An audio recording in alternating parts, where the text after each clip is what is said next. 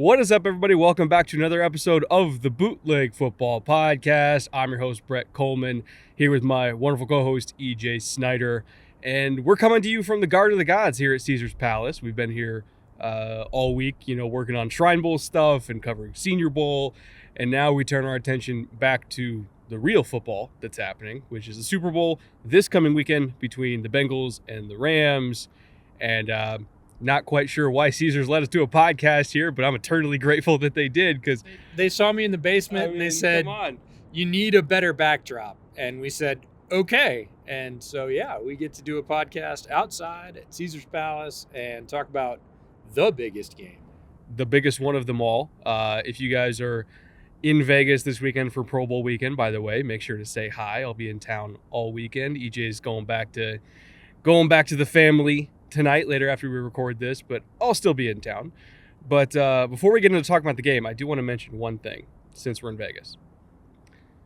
If you bet a parlay in August that the Bengals would win the Super Bowl, that Jamar Chase would be Offensive Rookie of the Year, and that Joe Burrow would win MVP, $100 bet, how much do you think it pays out?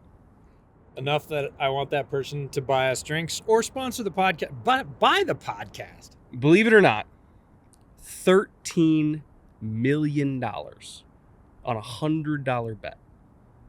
Even if you didn't include the MVP in there, which is probably the longest shot of them all at this point, because Aaron Rodgers probably going to win it. Let's just say you only did a double on Jamar Chase, Offensive Rookie of the Year, and Bengals winning the Super Bowl. $100 bet, $250,000. There is some tipsy Bengals fan sitting in a house in the Cincinnati area somewhere with that ticket. I guarantee you. And they have a lot of money riding on this weekend. Yeah, they're not the only ones, but Bengals certainly not expected to be where they are. We're going to talk about this as we get into it, but we talked about this a couple of weeks ago. We said if they beat the Chiefs and they go to the game, they're a year early. If not more than that. I think most people, when Burrow showed out when he was a rookie, before he hurt his leg, said, nope, looks like we got the right guy. We need a few pieces around him. A year from now, probably be good enough to make the playoffs. 2 years from now, we might be good enough to contest. So they're easily a full year early, and that's great news for the NFL. It's great news for Cincinnati Bengals fans. But not too many people out there laying those bets that they were going to go to the Super Bowl back in August. Now, it's hard for us to talk about the Super Bowl without also talking about the AFC Championship game collapse by the Chiefs, because there's a lot of people that argue that KC should be here right now. It should be a Rams-Chiefs Super Bowl. The Bengals kind of squeaked one by.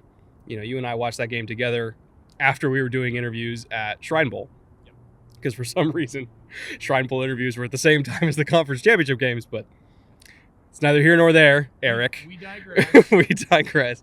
And so we watched that game later because we were trying to see what the hell happened. I don't necessarily see that as the Chiefs losing. I do think the Bengals won that game.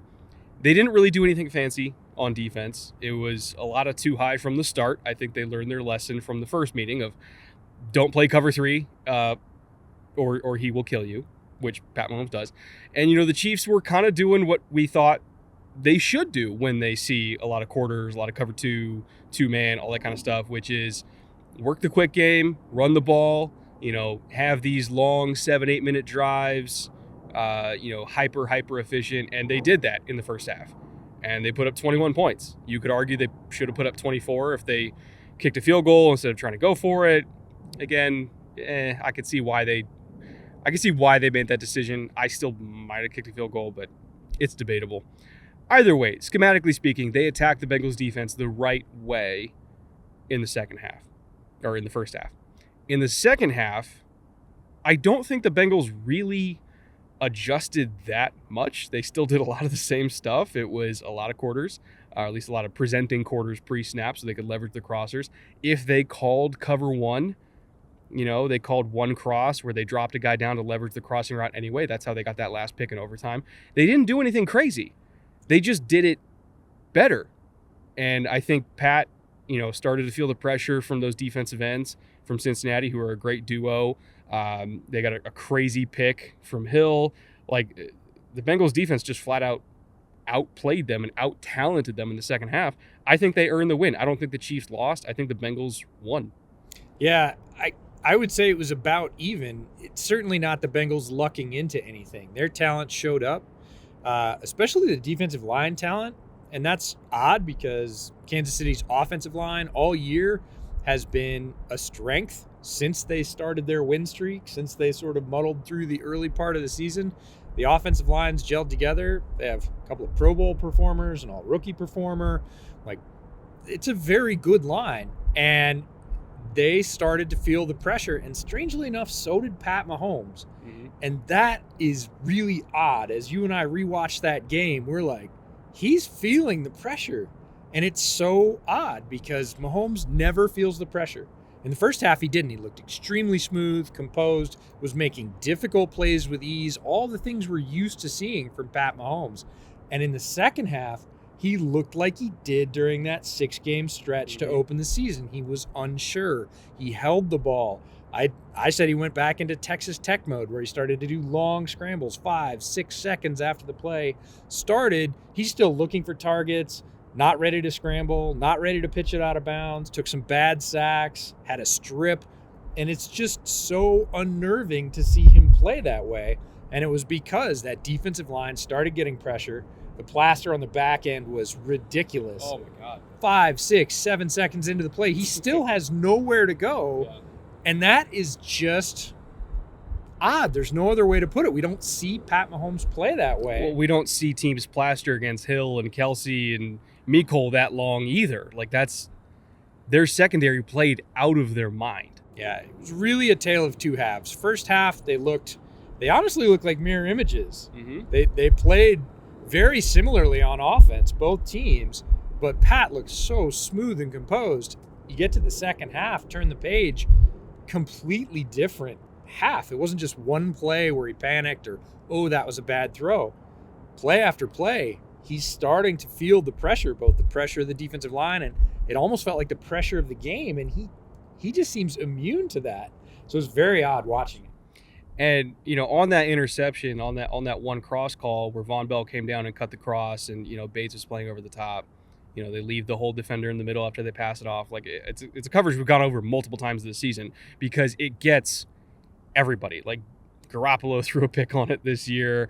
Burrow has thrown a pick on it this year. Like, everybody throws picks on this coverage. But it really started to gain popularity over the last couple of years because the Patriots were calling it against Pat Mahomes a couple of years ago, and he was really struggling with it. And he's still throwing picks against it, multiple years later. Like, for whatever reason, one cross is a coverage that not just Mahomes, but a lot of young quarterbacks, they can't figure it out. It always causes issues. And not every team has Jesse Bates. That's true. Jesse Bates played the top of that bracket in one cross really well. That's really what caused the pick. He was the interference at the catch point, the contested catch. But, enough teams have that good single high safety that's going to contest against a good receiver deep into the corner. Bell was in the right place at the right time, playing the underslot, comes away with a pick. It's a huge play. It's game-turning play. Yeah. But it is a coverage that does seem to confound. I wouldn't consider Garoppolo a young quarterback, but a lot of young quarterbacks and quarterbacks that just don't see it before they let that go. They still trust their arm and think they can squeeze it in there. And honestly, you could say it cost KC a Super Bowl shot. Why don't we talk about Rams 49ers? Finally got off the schneid. Finally beat Kyle Shanahan. What was it, 6 times in a row, I think the the Rams dragged a bit of a losing streak into that game. You could say that for sure, but they, one of the biggest or the biggest, berth Super Bowl on the line, they came through with the W. And I got to say, if you don't believe that Cooper Kupp is unstoppable after watching that game, I don't know what else to tell you. I mean, he is uncoverable. And people are saying, he's not that fast. Like, nope. Ever since he tore his ACL and, he said he had to relearn how to run, so he learned proper running mechanics. That dude runs 4.4. He's a great route runner, catches everything. People don't realize he's 6'2". Yeah, he's built. He's big. I don't even know who to compare him to because he's a triple threat in every sense of the word. That's my trigger these days. People say, "Oh, that guy's like Cooper Kupp." I'm like, "Nope, no, he ain't." That's like when people say, "Oh, that quarterback's like Pat Mahomes." I'm like, "No, he ain't." People believe that there are more Cooper Kupps just floating around out there, that they grow on trees.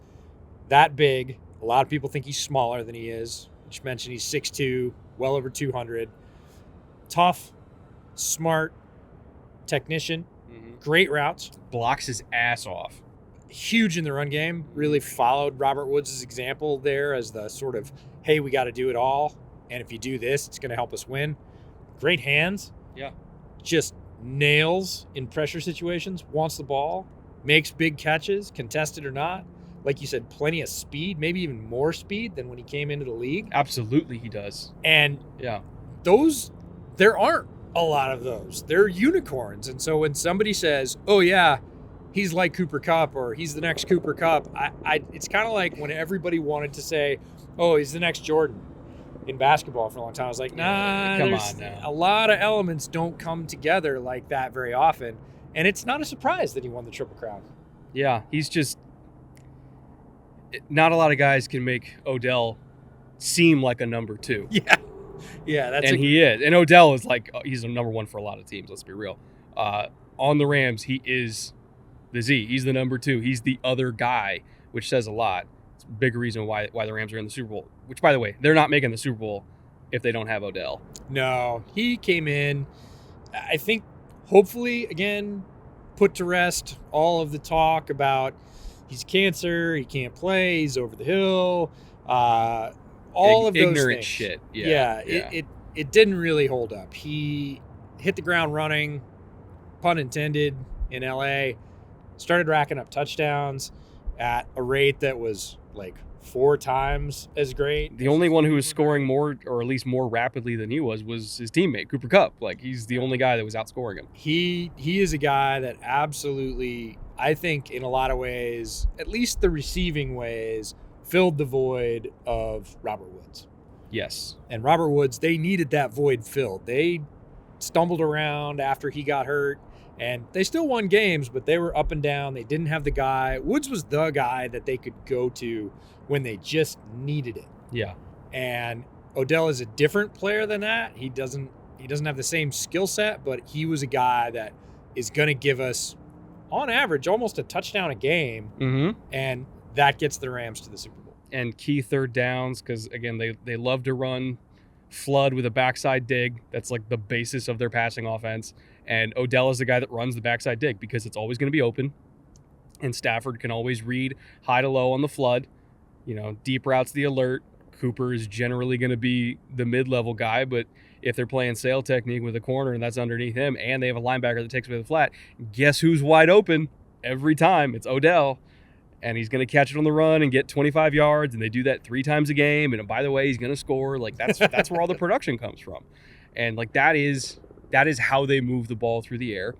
And eventually you get tired of that, and so you overplay, and then all of a sudden Cooper Kupp turns the corner route into a post route, and he's wide ass open. Yeah, when Odell forces you to single Cooper Kupp, or doesn't force you, but sort of really strongly hints that you should not let him get those catches, they'll like maybe we can sneak by with one snap, not just one snap of single on Cooper Kupp. Go for it. They're going to make you pay. Stafford's going to see it. He's got the arm to hit it. Kupp's going to convert it, and then you're stuck in the middle. You're like, well, we doubled Kupp all game. Odell killed us. We doubled Odell for one snap. Kupp got us. Well, why don't we talk about how this Bengals defense is going to handle Cooper Kupp and Odell and Stafford and the running backs and all of that, because it all kind of is woven together. I have a couple theories. Not saying it's going to work. I'm shocked. Not saying it's going to work, but I think it has a decent chance of this being their base game plan, and it's not fancy. I think we're going to see a lot of the same looks that we saw against Kansas City in terms of starting in too high, and then if you do want to play cover 3, you roll one down late, because I think it's a little bit easier for them to handle all the motion in the Sean McVay offense, which they're typically going to be up there in the top few teams in the league using motion. It's a little bit easier for the safeties to key on that.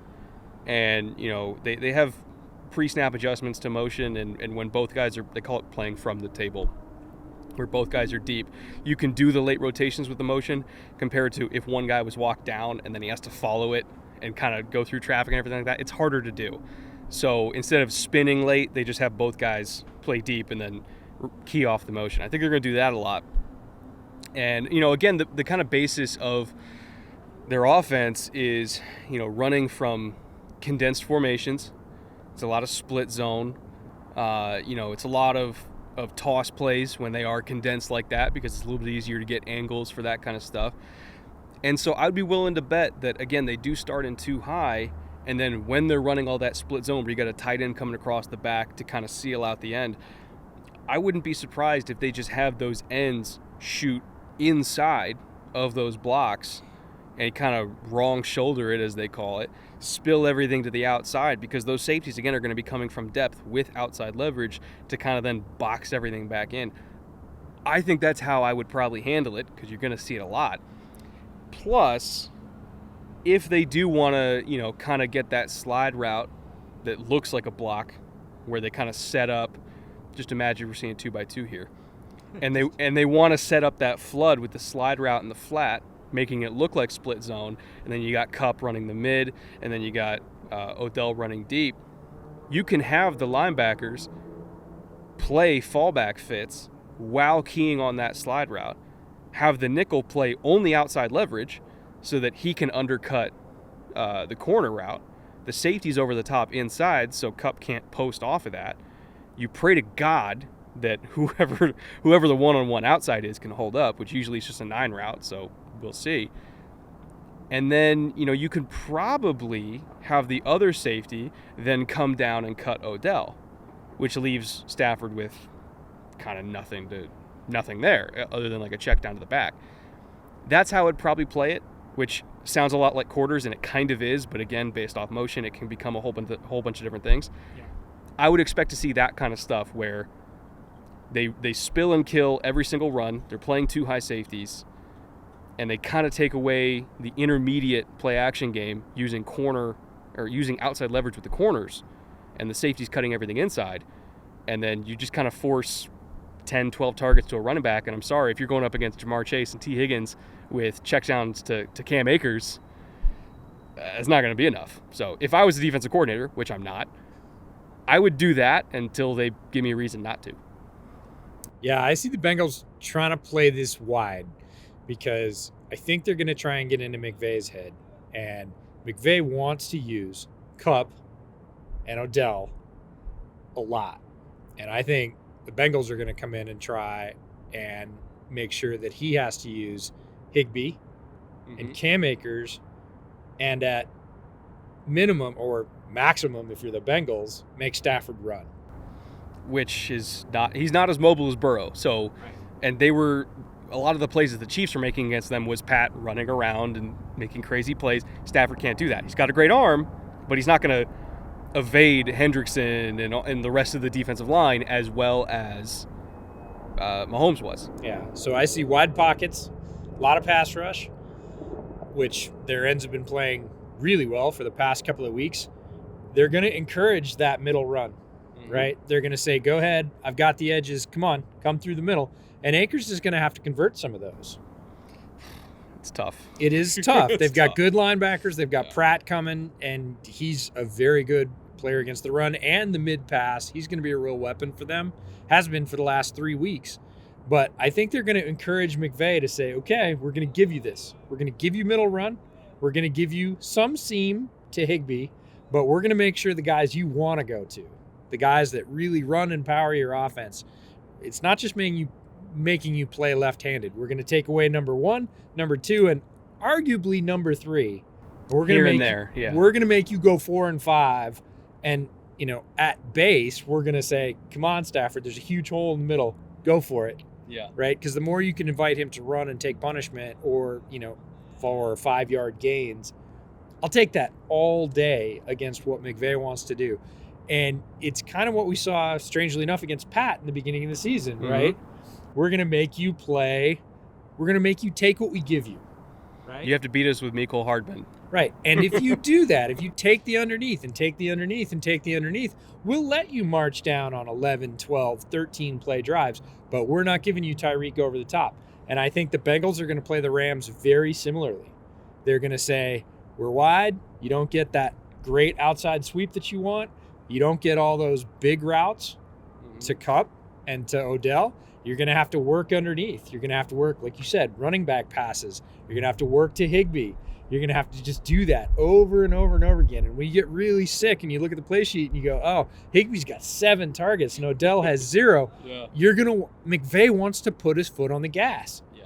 And that's when the Bengals hopefully can make a play. Now, the guys on the other side get paid too. Yes. We just talked about Kupp being able to win those one-on-one matchups and Odell coming through in the clutch. Like, that's going to happen sometimes. But if I'm the Bengals DC, that's what I'm doing. I'm inviting him to do anything but that. I just think the Bengals need to resist the urge to play cover 3, which they love to do, because they have Jesse Bates. They have a great free safety. Why would you not want to play cover 3? Because you have a guy that can get numbers to numbers. The corners aren't really put in compromising situations because they're not going to get beat inside that much because they have Jesse Bates. The linebackers get help in the hook zones. Holy shit, that wind is going, huh? The linebackers get help in the hook zones. Like, they're basically both leveraged on the running back either way, so they're not going to get beat by option routes.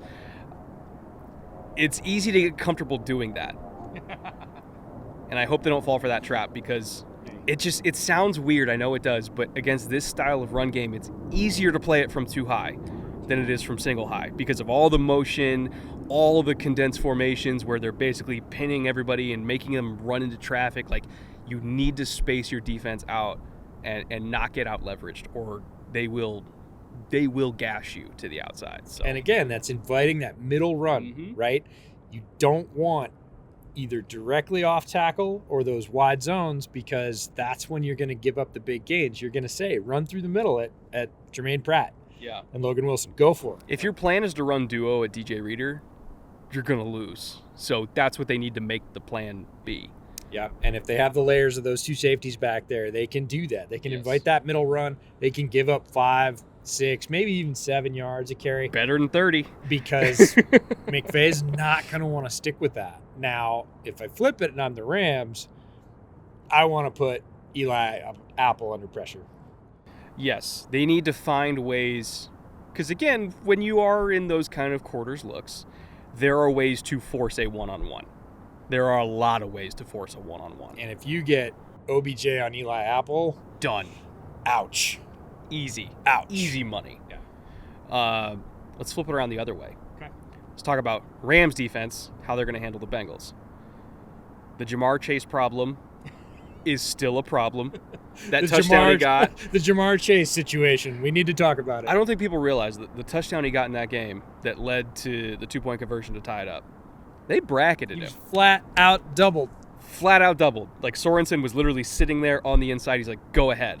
Corner's playing outside. I'm playing inside. You got nothing. And Bro's like, what do you mean? I got Jamar Chase. I'm going to throw a back shoulder ball, and there's nothing you can fucking do about it. This reminds me of the Avengers movie where Tony Stark is talking to Loki, and he's like, oh, we have a Hulk. Yeah, they have a Jamar Chase. Right? Yeah. We have a Jamar Chase. He's like, oh, you can bracket us all you want. We have a Jamar Chase. You can tell me I got nothing. I got a Jamar Chase, and I'm going to get a touchdown because of it. I'm curious to see if they kind of go, the Belichickian route and put number 2 corner on Jamar and double him, which, again, good luck. He's made 2 big-time plays in the last 2 playoff games against, like, actual bracket coverage, and it hasn't mattered. Or you put Jalen on him, and you play 3-over-2 on, Higgins and Uzama, or Higgins and Boyd, the rest. I'm very curious to see what they do. I'm very curious to see if Jalen travels, because they've done that in the past against the Packers, going against Devontae Adams, who's the best in the league. They had Jalen traveling with him, even into the slot, and the Packers kept motioning Devontae away from him. I don't know exactly how the Rams are going to play this, because it is easier, quote-unquote, to hide a receiver from a corner using motion and using a defense's own rules against them. The Packers, again, have done that against the Rams multiple times. If they just say, okay, Jalen, you're on T. Higgins, T can still get a couple catches because he's T. Higgins. Sure. But then it just becomes a fascinating case study of, does Joe still take chances against the doubles with Jamar? Does he then start throwing it to Uzama or Boyd or Taylor or whoever?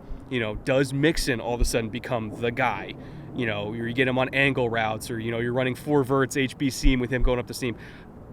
It's a fascinating matchup, and part of the reason why it's fascinating is because I don't know what they're going to do. Yeah, they're going to have to mix it, right? Any good defensive plan against a really capable and potent offense, and make no mistake, Cincinnati's offense is really capable and potent and multiple. Again, you can choose to take away 1 or 2 of those options. There's 4 more behind them. Yeah. Thoroughly capable. You've got Boyd. Uzama had some big catches. Pirine had a big catch and run in that game. Mixon, as we know, is an absolute beast. He had the biggest plays arguably in the first half. Yeah. So you're going to have to – it's a gamble. We're in Vegas. It's a gamble. You have to change the coverage and hope that Joe misses it. And that's rough because we've talked about it since his time at LSU, since pre-draft. Burrow doesn't miss. Yeah. If you come for him and you don't get him, he's going to make you pay. Yes. He's going to drive the knife in between the ribs where you left it soft. And if this line doesn't get him, a lot of this comes down to the line. And luckily, the Rams have an excellent defensive line, perhaps the best defensive line in the NFL. They got Von Miller, Aaron Donald, Greg Gaines, who doesn't get talked about enough, Leonard Floyd on the other side. They have enough guys to get to him, but if they try and they miss, Burrow's going to hit one of those 5 to 6 offensive options and take his gains. And that's the thing, is I think the Rams need to basically play the run on the way to the pass early. That's like what Tampa used to do back in the day in 2002. That was the old Kiffin motto of play the run on the way to the pass. They got to do that and just get after Joe. And if they get gashed a little bit by Mixon, that's okay. Just like we talk about, hey, make the Rams use Cam Akers, make the Bengals use Mixon. Yeah. Because what you want to do is basically establish a tone early on that you cannot protect with 5. You have to protect with 6. You have to protect with 7 against our 4 or 5 or how many we send. Because the less weapons they can give Burrow to throw to, historically, the less effective he is. He is a guy that likes to have 5 guys out running routes, and that was one of the big changes they made at LSU when Joe Brady came in there, was they started running a lot more 5-0 protection and having 5 guys running routes because Joe's a point guard. He wants as many options as possible to stress a defense, create all these stretches, give himself windows to throw. Like that's what he likes. So the Rams need to basically just say, fuck the run. We're going to go hit Joe until they start protecting with 7, take away Uzama, take away Mixon. And now, again, then it becomes Jamar and T and Boyd or Taylor or whoever against 5 DBs, and the windows get a lot smaller and the throws become a lot harder. Like the Rams' defensive line will be, if they win, will be the reason they win. Yeah, especially against the Bengals' offensive line. We'd be remiss if we didn't say the Bengals have work to do on the offensive line. They can't block Aaron Donald. They can't block Von Miller. They can't block Gaines. They can't block any of them. They can't block the people they've seen all season. Yeah. But yet they're in the Super Bowl. And that's the thing, is if you really want to sort of quantify the magic of Joe Burrow, you have to understand that it's been this way. It was this way last year. It's been this way this year. They're in the Super Bowl. Everybody said, they're not going to be able to do it against their own division. Bunch of murderers in that division. They're definitely not going to be able to do it against Chris Jones and Melvin Ingram. They're going to get massacred. They're in the Super Bowl. Like, Joe Burrow has lifted this team. I don't want to say single-handedly because we just talked about all those weapons. Damn close, though. But without protection, and people are like, well, they can't protect. They know. Like, they haven't been able to protect the whole season. This isn't new. It's not like Tom Brady in the Bucs where, now my all-world right tackle went down and now I can't protect, and this is new and I can't adjust. They've been playing like this every week for damn near 2 years. Yeah. So Joe knows what's going on, what he has and what he doesn't. And the fact that they are in the Super Bowl and earned it, it wasn't some major gaffe in the championship game, should be a pause for the Rams defense thinking, we're just going to eat against that offensive line. The answer is, yeah, you're going to. But look what happened to all the other guys. Yeah. So who's your pick? That's what I'm curious about. See, you said yours was going to be a surprise. I said I wasn't going to bet against Joe Burrow. Oh, here it comes. And I'm not going to bet against Joe Burrow. You're going Bengals? I'm going Bengals in a very tight game. They've won a lot of tight games. Burrow is magic. If Burrow doesn't get injured, right? And it's very possible against this defensive line. I'm not saying they're playing dirty. I'm saying he could get hit a lot. He will get hit a lot. These are, again, arguably the best defensive line in the NFL against one of the poorest offensive lines in the NFL. He's going to take some shots. And we saw him 2 weeks ago take a shot in the lower legs in the first half. I think it was even the first quarter. And everybody went, and it was actually on a play that was flagged, never should have got hit. But, like, if he stays upright and unbroken, Bengals in a squeaker. I respect that. But I do think that the Rams defensive line is going to break him. If they break him, all bets are off. I got to go Rams again in a squeaker. I do not expect this to be a blowout type game. I think both teams have earned the right to be there. I look at how the Rams are constructed, and they are constructed to absolutely tear apart 5-0 protection, which I know the Bengals are going to try to do early, at minimum early, potentially late as well. If this comes down to like, it's a 3-point game and the Rams defensive line gets to hunt in the fourth quarter, I know Joe's magic, but so is Aaron Donald, and so is Von Miller, and so is Gain, like all of them. I believe in the Rams defensive line that much. It is nothing against the Bengals. They're a phenomenal team. As you said, they're in the Super Bowl. They've earned it. They're fantastic. They should be an AFC favorite every single year as long as Joe and Jamar are there. And they get offensive line help. But even if they don't, clearly that doesn't matter that much. But for this game against this defensive line, I think it will matter. I'm going Rams by 2. I'll take Bengals. Spread doesn't matter. It's going to be a tight game. It completely depends on Burrow being unbroken. He's got to be Superman again. Yeah, he's got to be a wizard. I think he can be. Is it one of the toughest tests he's faced? I believe it is. Nothing against the Rams. Their defensive line could mash him into the turf and make this a blowout in the first quarter. Or it could be another blowout in the first quarter like last week where he just pulls shit out of his hat in the second half. Again, and the Rams have shown that, is it an ability?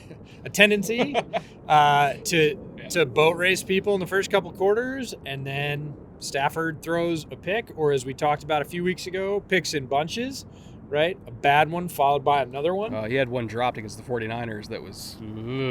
So this is not an infallible quarterback on the other side. A very talented quarterback with also a ton of weapons and a great defense. But even if it's 20-10 Rams heading into halftime, I'm still not feeling great about it. And I picked them, and I'm still not feeling great about it. Go get your popcorn and come right back, because you don't want to miss what's going to happen if Burrow is in a tight game late and has a shot. I cannot, in good conscience, put money on the table against him in that situation, because if you say pull everything else off, and the modern NFL is very much about the quarterback, pull everything else off, Burrow versus Stafford, everything on the line, 8 minutes left, fourth quarter. Joe. I know. I get it. If it's close, I'm going Joe. If he stays upright, I'm going Joe. And he's tough as hell. So he has to be behind that line. He wouldn't have made it this far if he wasn't. So, but if he stays what I'll call, clean and functional, I can't say that he's not going to win it. It's going to be a hell of a game. That's all I know for sure. It's going to be a great Super Bowl. Hope you guys enjoyed the preview. We'll be back maybe next week to break the game down. Hopefully like a day or two after the game. to break it all down. Then I think we're taking like a week off to sleep and recharge after this season. And we got Shrine Bowl content and Senior Bowl content and draft content in general coming out the wazoo. Remember to check the Clips channel. We're going to have a lot of interviews going up. And if you're a patron, you're going to get access to those early. We have hours and hours and hours and hours and hours of interview content. So that's going to be going up throughout draft season. Yeah, lots to come here on the Bootleg Football Podcast. Thank you again to Caesar's Palace for, letting us use your backyard for our annual Super Bowl preview. We'll be back in a few months for the draft, I imagine. And yeah, until next show, see y'all later. Take care.